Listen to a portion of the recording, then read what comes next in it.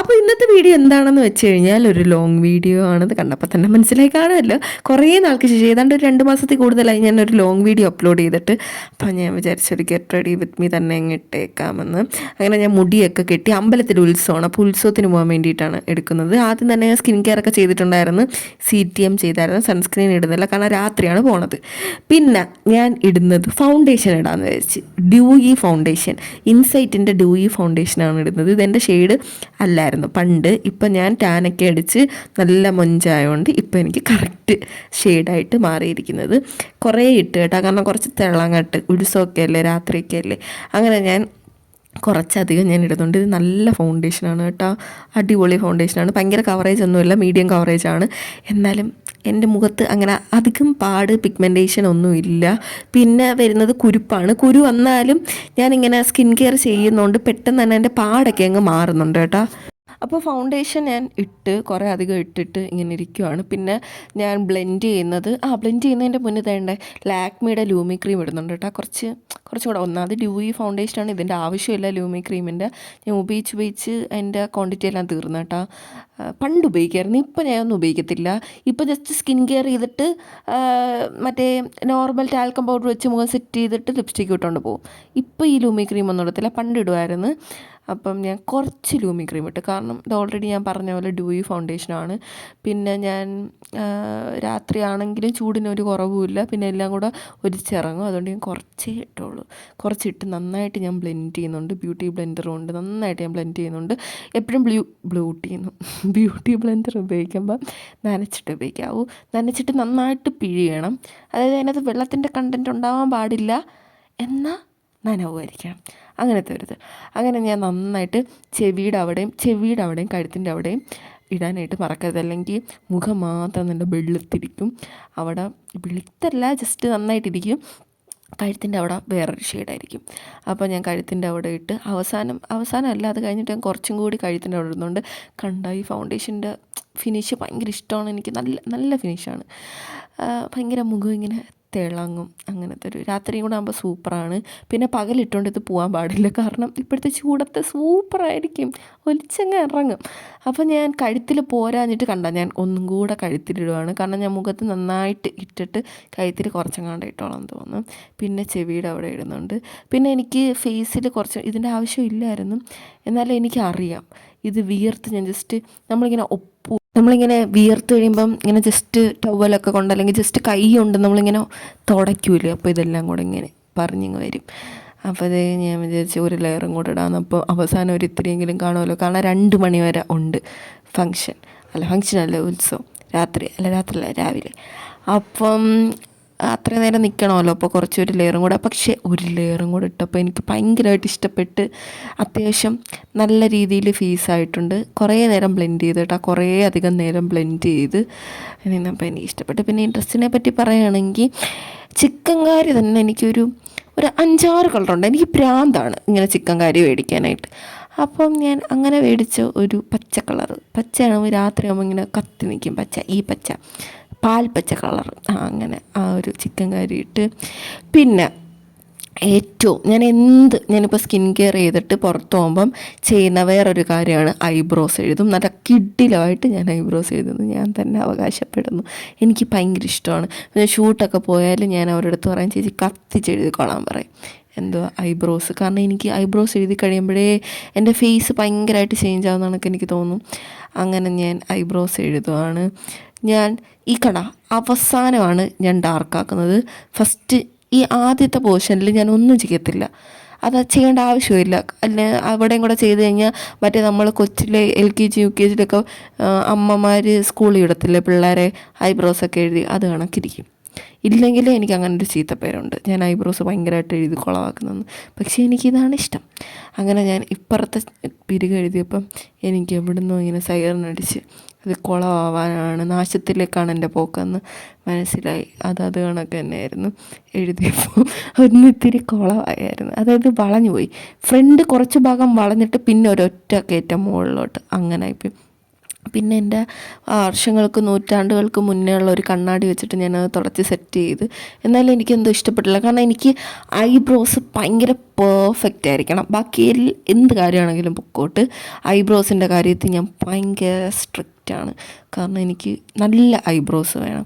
എനിക്ക് കട്ടി ഐബ്രോസ് ഉണ്ടായിരുന്നു, പക്ഷേ ആ ഐബ്രോസ് എൻ്റെ അഹങ്കാരം കാരണം അനാവശ്യമായിട്ടുള്ള ലോക്കൽ പ്രോഡക്റ്റ്സ് ഉപയോഗിച്ച് എൻ്റെ പിരികാരെല്ലാം കൊഴിഞ്ഞു പോയി. ഇപ്പോൾ ഞാൻ കാസ്റ്റർ ഓയിൽ തേക്കുന്നുണ്ട്, പക്ഷേ വലിയ ഉപയോഗമുള്ളതായിട്ട് എനിക്ക് തോന്നുന്നില്ല.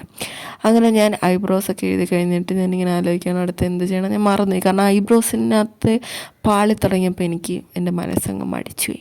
പിന്നെ ഞാൻ എന്താണ്ട് ഞാൻ എപ്പോഴും ഐബ്രോസ് എഴുതുന്നതിൻ്റെ മുന്നേ, അതായത് എഴുതുന്നതിൻ്റെ മുന്നേ സ്പൂളി കൊണ്ട് ജസ്റ്റ് ഒന്ന് ചീപ്പും. കാരണം നമുക്ക് അറിയണം എങ്ങനെയാണ്, എവിടെ നിന്നാണ് തുടങ്ങേണ്ടത്, എവിടെ നിന്നാണ് അവസാനിക്കേണ്ടതെന്നൊക്കെ. പിന്നെ അത് എഴുതി കഴിഞ്ഞിട്ട് ഞാൻ ഒന്നും കൂടി സ്പൂളി കൊണ്ട് ചീപ്പുമ്പോൾ കറക്റ്റാവും. കാരണം എവിടെയെങ്കിലും അധികമായിട്ടുണ്ടെങ്കിൽ അത് സ്പ്രെഡ് ആയിക്കോളും. പിന്നെ ഞാൻ ഫാനായതാണ് ഇൻസൈറ്റിൻ്റെ ബ്ലഷ്. എൻ്റെ മോനെ, ഇത് സെറ്റ് സാധനമാണ് കേട്ടോ, അടിപൊളി സാധനമാണ്. നല്ല വിലക്കുറവാണ്. വിലക്കുറവിൻ്റെ മാത്രമല്ല, ഇതിൻ്റെ പെർഫോമൻസ് അടിപൊളിയാണ്. ഭയങ്കര പിഗ്മെൻറ്റേഷനാണ് കേട്ടോ, അടിപൊളി കളറുമാണ്. ഞാൻ ബ്ലഷിൻ്റെ ഷോർട്സ് മുന്നേ ഇട്ടിട്ടുണ്ടായിരുന്നു കേട്ടോ ഈ ബ്ലഷിനെ പറ്റിയിട്ടുള്ള. അടിപൊളിയാണ്. ഞാൻ കുറേ റിവ്യൂസൊക്കെ കണ്ടിട്ട് മേടിച്ചതാണ്, പക്ഷേ വർത്ത് ദ ഹൈപ്പ് എന്ന് പറയത്തില്ലേ, അതാണ് ആ സാധനം. പിന്നെ അതിന് ശേഷം ഞാൻ സാധാരണ കണ്ണ് താഴെ എഴുതാറില്ല. പിന്നെ എനിക്ക് ഇന്ന് എഴുതാനൊരു മൂഡുണ്ടായിരുന്നു, അങ്ങനെ ഞാൻ എഴുതി. വാട്ടർ ലൈനും എഴുതി, താഴെയും എഴുതി കേട്ടോ. മുകളിൽ ഐലൈനറൊന്നും എഴുതിയില്ല, ജസ്റ്റ് താഴെ മാത്രം എഴുതാനുള്ളൊരു മൂഡായിരുന്നു. അങ്ങനെ ഞാൻ താഴെ എഴുതി, മുകളിലും ജസ്റ്റ് ആ ഒരു വാട്ടർ ലൈനിലും ഒന്ന് അതുകൊണ്ട് തന്നെ എഴുതി.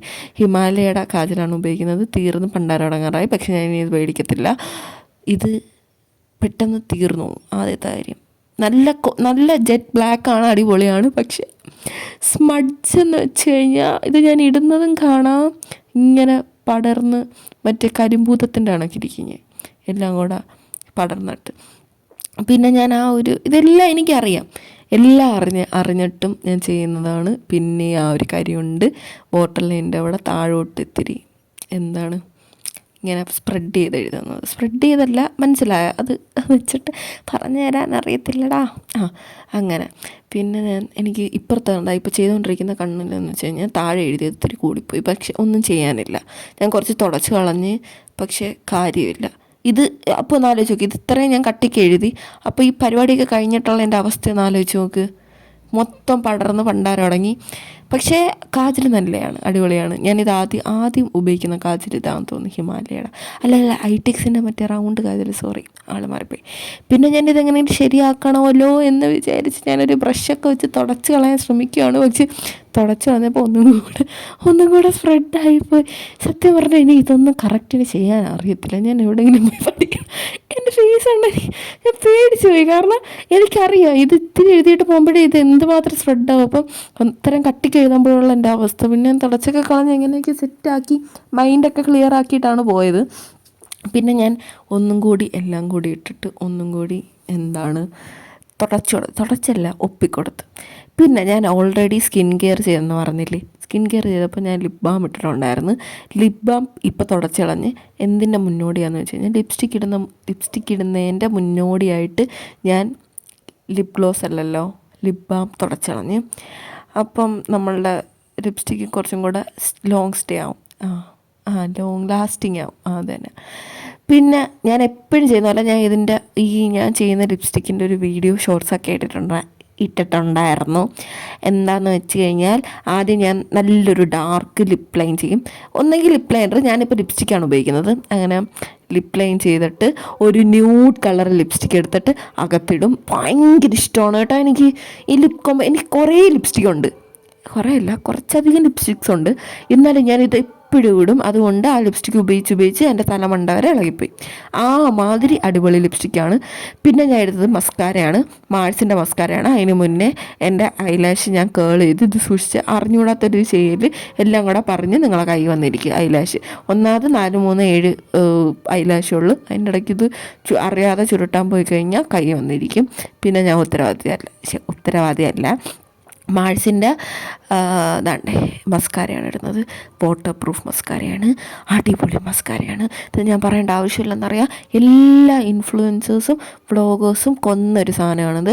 അടിപൊളി സാധനമാണ് ഇത്. ഇന്ത്യയുടെ ചരിത്രത്തിൽ തന്നെ ഞാനായിരിക്കും ഏറ്റവും അവസാനം മേടിക്കുന്നത്. ഒരു മസ്കാര ലവറാണ് ഞാൻ. എന്നിട്ട് ഞാൻ ഏറ്റവും അവസാനമായിട്ട് ഞാനായിരിക്കും മേടിക്കുന്ന. അഫോർഡബിൾ ആയിട്ടുള്ള ഒരു 200 രൂപ അത്രയൊക്കെ വരുന്നുള്ളൂ. 200 ഒരു 300 താഴെ വരുന്നുള്ളൂ. അടിപൊളി സാധനമാണ് കേട്ടോ. ഇത് നല്ല വാട്ടർ പ്രൂഫാണ്, പക്ഷേ തുടച്ചളഞ്ഞാൽ പോവുകയും ചെയ്യും. നമ്മൾ മറ്റ് ചില വാട്ടർ പ്രൂഫാണെങ്കിൽ നമ്മളിങ്ങനെ ഇട്ട് ഉരയ്ക്കണം, അപ്പോൾ നമ്മൾ അതിലേശം മൊത്തമായി പോകും. പക്ഷേ ഇത് അങ്ങനെയല്ല, പെട്ടെന്ന് ഇളകിപ്പോവും, പക്ഷേ വാട്ടർ പ്രൂഫാണ്. അതെന്താ അങ്ങനെ ഒരു ടോക്ക്? അതങ്ങനെയാണ്. ഓക്കെ. പിന്നെ ഞാനൊരു പൊട്ടിട്ട്, ചെറിയ പൊട്ടിട്ടപ്പം ഒക്കത്തില്ല. ഞാൻ എപ്പോഴും ചെറിയ പൊട്ടാണ് ഇടുന്നത്, പക്ഷേ ഇപ്പോൾ ഒക്കത്തില്ല. എനിക്ക് കുറച്ചും കൂടെ വലിയ പൊട്ടിടാൻ തോന്നി. കറുപ്പ് തന്നെ വലിയ പൊട്ടുണ്ട്. എനിക്ക് കുറേ പൊട്ടുണ്ട് ഈ കളറിൽ. പച്ച പൊട്ടൊക്കെ ഉണ്ട്. പച്ച പൊട്ടൊക്കെ ആണെങ്കിൽ ഇട്ടാൽ അറിയത്തില്ല, ഭയങ്കര ഒരു വൃത്തിയുടെ രീതിയായിരിക്കും. പിന്നെ ഞാൻ അതെല്ലാം എടുത്തം കളഞ്ഞ്. പിന്നെ ഞാൻ അതിൻ്റെ തന്നെ ഒരു വലിയ പൊട്ടിട്ടപ്പോൾ എനിക്ക് സന്തോഷമായി. പക്ഷേ ഇപ്പോൾ എനിക്ക് തോന്നുന്നു ചെറിയ പൊട്ടാണ് നല്ലതെന്ന്. അപ്പോൾ എനിക്ക് വലിയ പൊട്ടാണ് ഇഷ്ടമായിട്ട് തോന്നിയത്.